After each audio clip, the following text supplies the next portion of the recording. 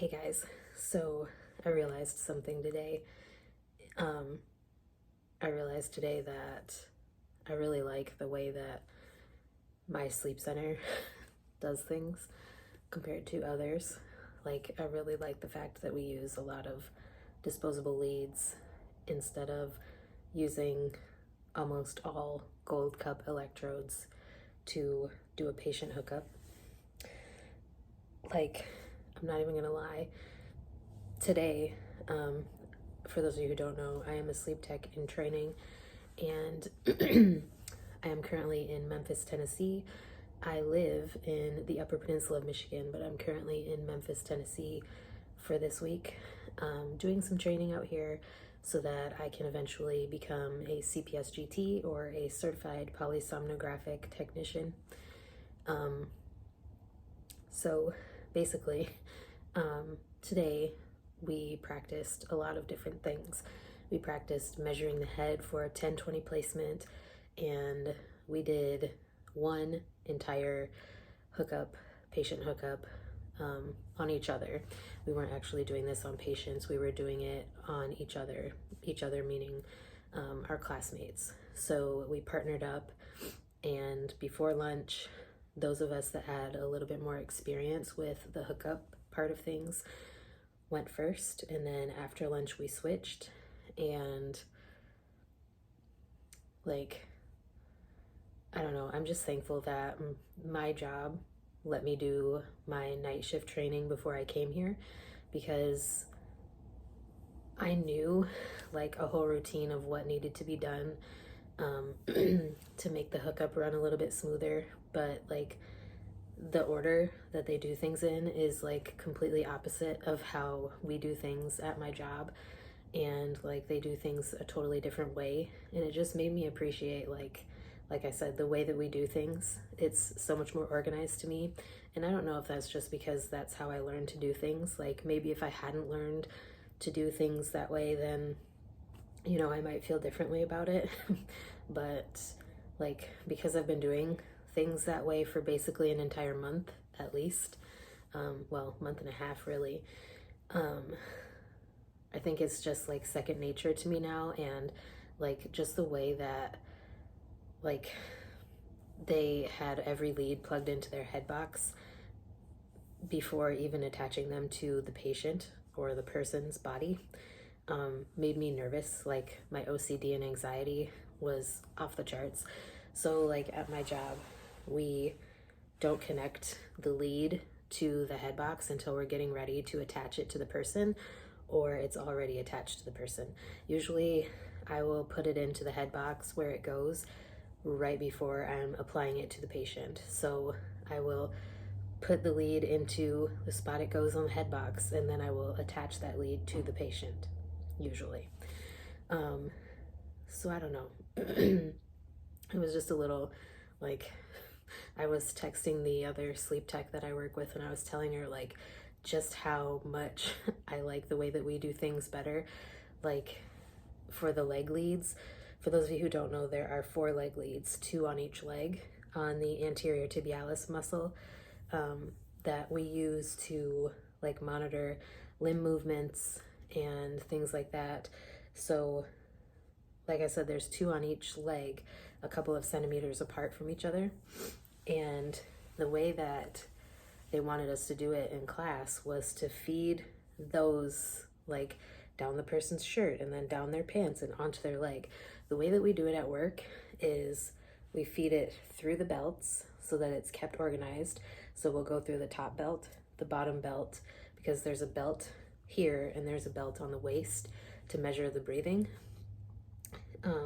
or the effort, respiratory effort really. We explain it to patients breathing, but it's respiratory effort.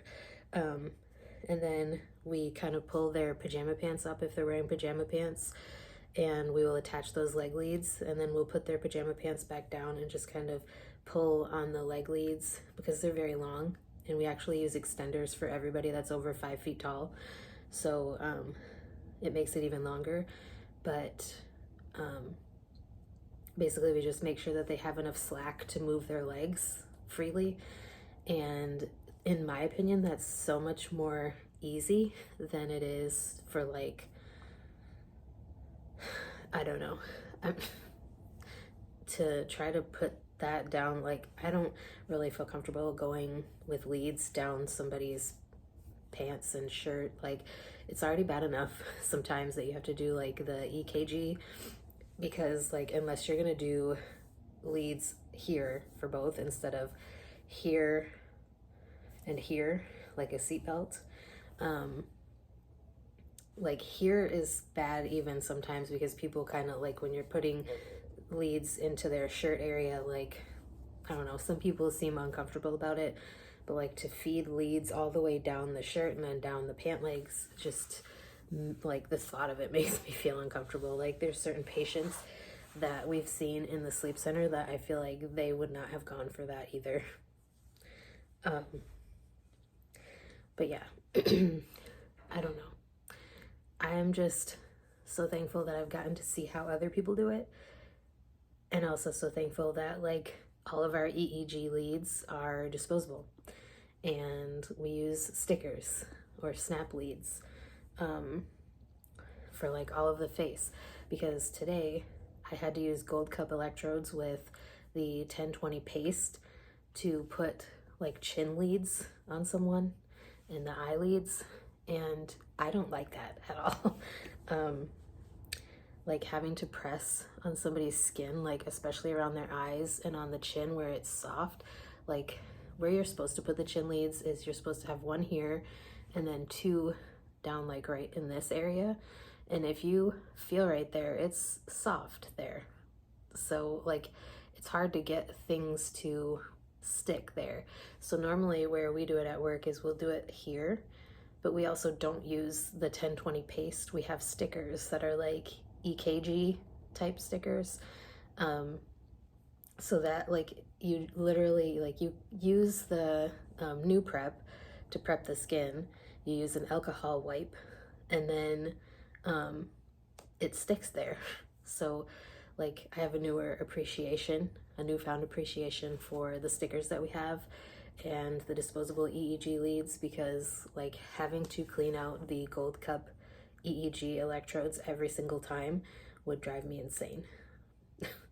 It's so much easier to just ponytail all those together and just throw them out in one big ponytail and not have to deal with all that. So yeah, anyways, it's crazy the stuff that you find a newfound appreciation for that you weren't even looking to find an appreciation for at all. But yeah, I just thought that I would share that with you guys. Anyways, I'm looking forward to tomorrow. I'm a little bit nervous because tomorrow we take our final exam. I have taken a couple, I've been doing flashcards on Quizlet. I've taken a couple of like, I don't even know if it's anywhere close to how the actual final exam is. But I've taken a couple of practice tests. They're not like from the AASM website or anything, which is who runs the A-STEP program. But yeah, I don't know. Hopefully I pass, because I just need to, and I need to get a move on with my life and work towards becoming a CPSGT, finish like the rest of the A-STEP program, because once we finish, like we already did the virtual class portion, I passed that. Now we just have to finish this hands-on portion and pass the final exam. And then there's like modules that you have to do online after. And then once I finish those, I can take my certification test, and I plan to take those and finish them as soon as I can. So I can schedule that CPSGT exam, hopefully by the summertime, early summertime, maybe late spring. I'm really gonna push myself to finish those modules as soon as I can. And if I'm gonna be working on Fridays on day shift, that's going to be a time where I can work on modules, along with the rest of my responsibilities, obviously. But anyways, that's all for this video. I hope you guys enjoyed, and I'll talk to you guys next time.